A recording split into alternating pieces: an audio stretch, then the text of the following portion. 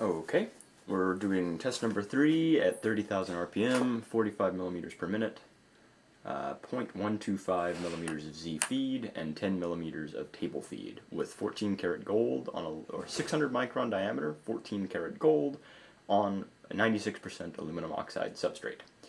So without further ado, I'm going to go ahead and turn the spindle on, get us into our startup position, and carry out another experiment.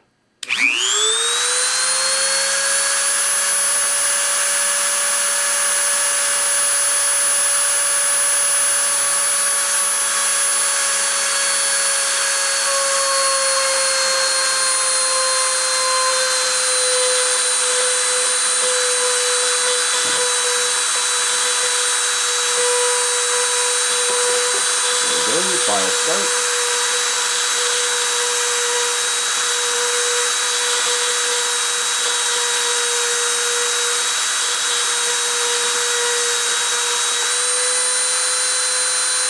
Spindle off.